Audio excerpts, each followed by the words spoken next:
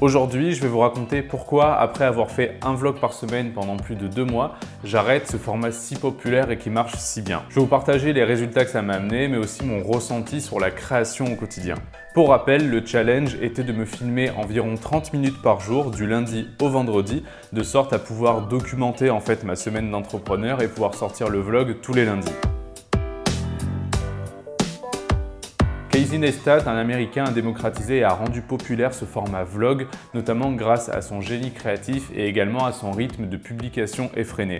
Il a réalisé un vlog par jour pendant 2 ans. Je ne sais pas si vous vous rendez compte, mais un vlog par jour pendant 2 ans, c'est tout simplement énorme et c'est une charge de travail monumentale, juste avant de faire un petit burn-out derrière, sinon c'est pas drôle. Et côté français, on n'est pas en reste parce que chez nous, on a également Léna Situation qui cartonne aussi avec ses vlogs où elle documente principalement son quotidien d'influenceuse. Mon principal challenge à moi, c'était d'adapter ce format qui est le vlog à l'entrepreneuriat, c'est-à-dire de réussir à raconter et à romancer ce qui pouvait se passer dans une semaine à travers ce format. Parce que je trouve que c'est quelque chose qui n'est pas beaucoup fait, pas beaucoup de gens osent faire ça et dévoiler un petit peu de leur vie comme ça. Et moi, je trouvais que c'était un bon moyen notamment de briser la glace et de vous expliquer concrètement qu'est-ce que je fais, que ce soit pour mes clients ou pour moi. D'ailleurs, en parlant de ce que je fais concrètement, pour ceux qui ne me connaissent pas et qui tombent sur cette vidéo, bienvenue à vous. Je m'appelle Lucas et mon métier, c'est d'accompagner les professionnels à gagner du temps et des clients grâce à la communication en vidéo. Je travaille principalement pour les coachs, les thérapeutes et les professionnels du bien-être. Si tu as un projet que tu veux développer ou que tu veux m'en parler, tu peux prendre gratuitement rendez-vous avec moi lors d'un appel découverte sur le lien qui est juste en dessous de cette vidéo. Pour vous parler maintenant des résultats que j'ai eus avec le vlog.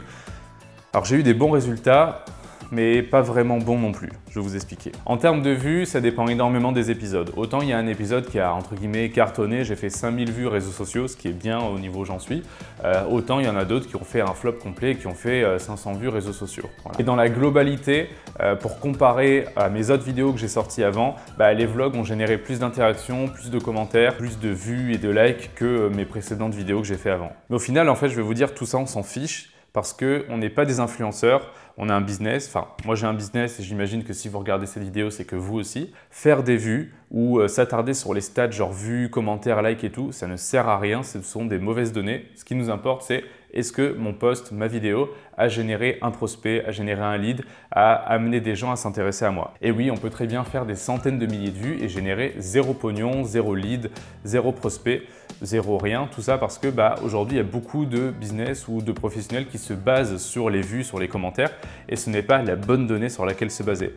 Pour prendre un exemple, souvent les contenus, les vidéos, ce que vous voulez qui vont générer du lead, du prospect, qui vont finir par générer de l'argent, ce sont souvent les contenus qui sont le moins vus. Tout simplement parce que ce contenu en général, il est destiné à une toute petite niche, à un type de personne bien ciblée et c'est pas grave s'il n'est pas beaucoup vu, c'est pas grave s'il n'a pas beaucoup de commentaires. Ce qui compte, c'est le nombre de prospects, le nombre de leads que ça génère. Et c'est exactement pour cette raison que j'arrête les vlogs. Les vlogs, par exemple, c'est un contenu qui est super pour générer des vues, des commentaires et de l'engagement. Mais ça n'empêche qu'il y a 2 gros problèmes au vlog. Le premier, c'est que c'est un contenu qui nourrit principalement les gens qui vous connaissent déjà.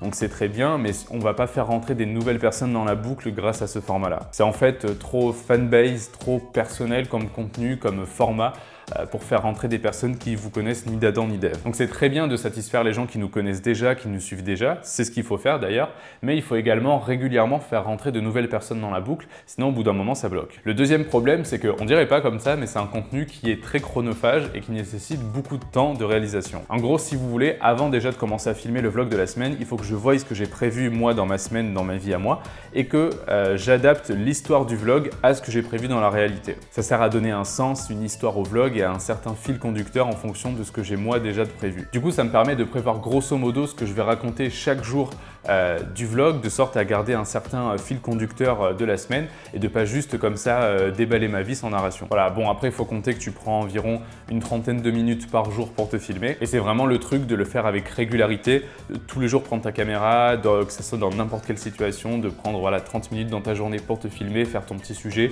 ou rebondir sur quelque chose qui t'arrive dans ta vie réelle. Et puis vient le moment du tournage et c'est là que ça se complique. Parce que pour que ce soit intéressant et que je puisse raconter ma semaine complète, il faut que je me filme du lundi au vendredi. Idéalement, il faut que le vlog sorte le lundi, grand max le mardi, ça m'est arrivé de le sortir le mardi, parce que ça sert à rien de sortir un vlog 2 semaines après qu'il se soit passé, c'est intéressant s'il est un minimum dans l'actualité. Du coup, ce qui se passait, c'est que je me retrouvais à pré-monter le vlog le vendredi et à faire une course au montage le samedi pour avoir le vlog à tout prix prêt pour le dimanche et pas forcément avoir besoin de travailler. En fait, les 3/4 du temps, il n'était pas fini et du coup, je devais passer le dimanche à finir le montage de mon vlog si je voulais pouvoir le sortir le lundi ou grand max le mardi. Tout ça, si en plus j'avais des projets clients entre guillemets urgents à gérer derrière, ça devenait vite le bazar. Ça n'empêche pas que je suis super content d'avoir testé ce format, d'avoir testé comment ça marchait, quels résultats ça pouvait donner, parce que c'est un format qui m'attirait énormément, notamment depuis qu'un youtubeur comme Antoine BM s'y était mis. Donc à la place de sortir des vlogs, tous les mercredis, je vais sortir une vidéo classique sur un sujet en particulier et des vidéos dans ce style-là.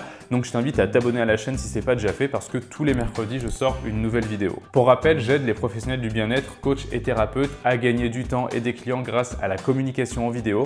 Si tu as un projet, tu peux prendre gratuitement rendez-vous avec moi sur le lien qui est juste en dessous dans la description. Et je te dis à la semaine prochaine pour une nouvelle vidéo.